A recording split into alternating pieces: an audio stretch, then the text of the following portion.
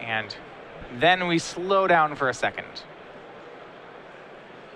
And it'll be turn 2 Kitchen Finks for Ben Friedman.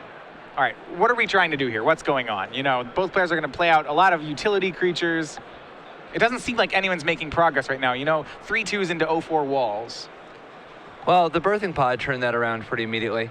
I mean, the tough thing here, though, is that McClain has the potential to gain an arbitrary amount of life and have it still not be enough, because he needs to not only win the game, not just be ahead, he needs to actually win the game and then go into another game. He can't not lose. He has to win. And Thought Seize from Ben Friedman. A little late for it to hit the birthing pod, though. Josh has the pod in play, and it's protected by Spellskite. That's going to be pretty good. We see Slaughter Pact, Chord of Calling, 2 more lands in Josh's hand. Not much gas. It's that birthing pod is going to have to work overtime here. I imagine it's going to take the Chord of Calling. It does. Definitely. Both players with Slaughter Pact. Ben with lands, Red Cap, and Revelark. Now, Friedman can afford to play a much more controlling game. Just by stopping McClain's threats, he can try to put McClain in a position where he can't realistically win in the next 6 minutes. Yeah, Ben's going to go ahead and Slaughter Pact the Spellskite. So what he has going on right now is McClain has no creatures. He has a pod but no creatures. He draws a Birds of Paradise and starts a pod chain. Now, are we going to go see a Voice of Resurgence just so that he has more bodies? Yeah, he only plays 1 Spellskite, so you can't get another one. There's some options. It could be Pride Mage, could be Scavenging Ooze, could be that Voice of Resurgence, and in this case, it's Wall of Roots. He just wants a blocker, which is a dicey move given how fast he's got to be, but... I mean, it's fair to say maybe that if he's just planning on potting it away anyway, and he doesn't have the voice in, it seems reasonable to take something that makes mana. He's going to Slaughter Pact back on Ben Friedman. He's going to hit Ben pays for his pact, loses a Noble Hierarch to a Slaughter Pact, and looks like Ben won't get to play anything this turn. I think games like this help answer Aaron Forsyth's question of what's more net fun for Magic, packs or Hive Mind? Yeah. He laments the Hive Mind being well known for being used with packs, but obviously not all packs are used with Hive Mind. Yeah, Ben accidentally, entering his upkeep, untapped his lands a second time. He didn't forget to pay for his pact. He paid for it. Then he untapped again, realized, wait, we already went past untap, retapped him. And a great draw for Josh. That's Ranger of Eos. That's going to be great. It's a mana off the Wall of Roots. Josh going as fast as he can. Ranger triggers resolving. He's going to pod that Ranger away as well. It gets Noble Hierarch. And Viscera Seer. Looks like he's going for the combo. So things are falling apart for Ben very, very, very quickly. At this rate, Josh will have won the game within 2 turns. He pays a mana for Wall of Roots to pod itself. He's going to have to pay another mana for that. No, he doesn't. No, he just took 2. Apologies, he took 2. Yep. And he's going to also fetch. He's doing this all at once, so he's fetching for Viscera Seer. For Black Masters to play Viscera Seer, playing Kitchen Finks, potting into Kitchen Finks. And so he'll have all his mana tapped. He'll have Seer, Ranger, and Finks in play. But the Murderous Red Cap in Ben's hand should be able to take care of Viscera Seer.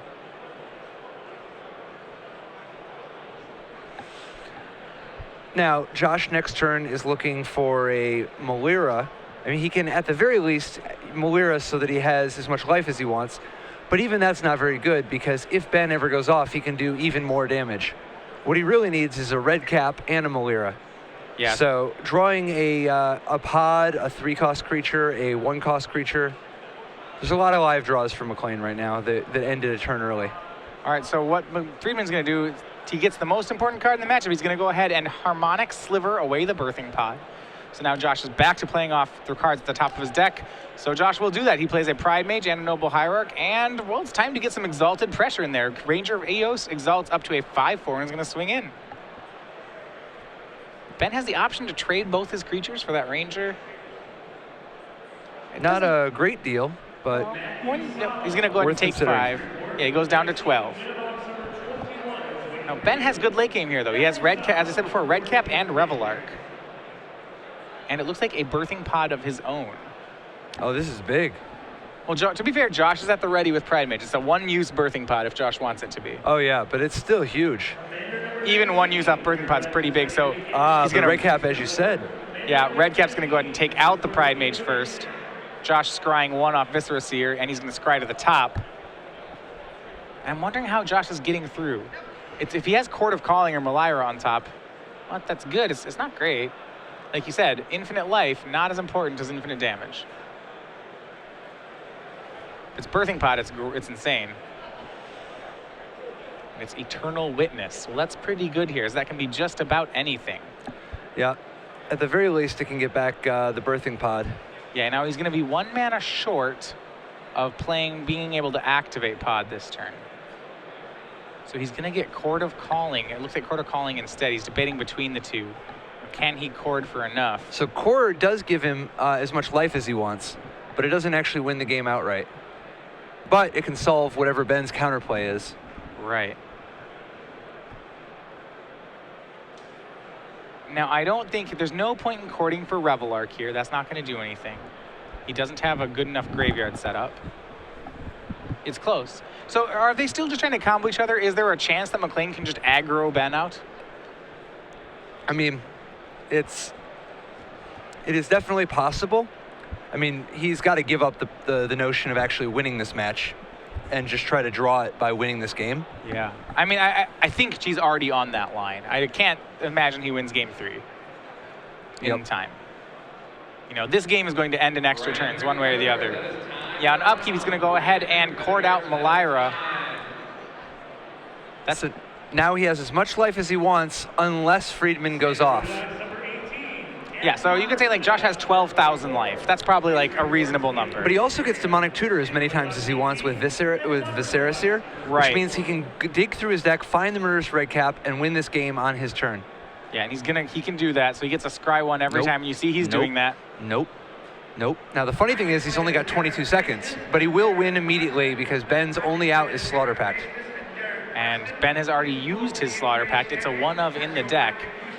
So Ben does have 1 turn to try to break this Ben up. Ben has to combo this turn, right? Or he could Shriek Maw Malira or something like that, you know? All right, and he has Birthing Pod. He doesn't, and he has a 4-drop. So that's possible. It can pod into Shriek Maw here. He can actually pods away the red cap into Shriek Maw. He can kill the Viscera Seer and the Malira. Yeah, we are in extra turns. So Ben is turn 1, meaning he has 2 more attacks after this, which is not realistic. He needs to just try to hold off and have this game end in a draw so that he wins 1-0. Josh, on the other hand, is threatening to win on his next turn. If Ben breaks it up, McClain will have 1 more turn to try to go off again. Now, we talked about Ben having access to Shriek Maw and possibly being able to Murderous Red Cap the Viscera Seer, but McClain does have the ability to Vampiric Tutor at will and know the entire order of his library, which is slightly obnoxious now that they are down to untimed turns. Well, if Ben makes this play, here's the dangerous part. Josh can put Revelark on top of his deck, take his turn to evoke Revelark, and then get the entire combo. It gets back the Viscera Seer, gets back the Malira. He has infinite life again. He has infinite scries again. He's right back where he started. And do we have confirmation on the floor that McClain's life is in the billions, not 12? Yeah, I mean... Quad billion. Okay. 4 billion is his life total. All right, so that was the exact play there. As we mentioned, Pod, sacking Red Cap, getting Shriek Maw, killing both halves of Josh's combo. And I have to think it's Revelark on top here. That's my guess. Not Red Cap. Yeah, I mean, otherwise he would have just kept digging. I hope it's not the Red Cap. Well, the reason you get Revelark is because, say you wanted Red Cap, right? You could, could you just sack Eternal Witness to scry Revelark back the Witness, get a Court of Calling, and do you have enough guys then to court out the... Well, if you actually had the Revelark on top, if your opponent didn't didn't break up your combo at all, then you could still just dig through your deck for the Red Cap anyway and get it... On upkeep, Yeah. So you can Vamp Tutor whenever you want. Yeah, I think that he has to have the Revelark here or something even better. Now he's debating whether he wants to swing. He can get some trades to happen. Ben's at a low enough life total that Ben has to respect, well, he has to somewhat respect Josh's attacks. He does have a kitchen fink, so it's unlikely Josh can win in 2 swings. I mean, he should have the game locked up. Like, if this is the Revel Arc, then he'll be able to get the combo back again and set everything up to go infinite again next turn. Yeah, now the question is whether or not Ben wins on the untap. You know, Ben already has a kitchen finks. He has a red cap. He has a birthing pod. It's not unreasonable that Ben could just put the combo together.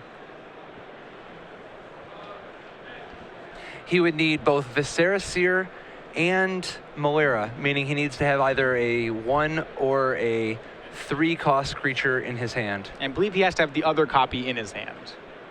So no. If he has a 1 or a 3. Oh, yes. Yeah, because he needs both pieces. So he has to. I don't think either half's in his graveyard, so Revel Arc won't help there.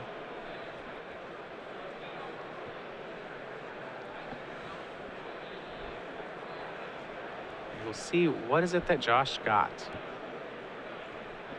You know, he got to pick any card, and it was Birthing Pod that he put on top, not Revel Arc. All right. Well, Josh is pretty much the master on this deck. Well, let's see what the plan is. All right. So Birthing Pod puts him down to still quad billion. And now the podding begins. He's going to pod Noble Hierarch. So is he just getting Scavenging Ooze to break up any potential infinite combos? Looks like Scavenging Ooze. Is that not? Is that not the plan? I don't know what his 2s are here. I think you're right. Looks like it's Scavenging Ooze. He unfortunately left a Swamp untapped, so he only has 1 activation available to him. Yeah, he didn't need to double green there.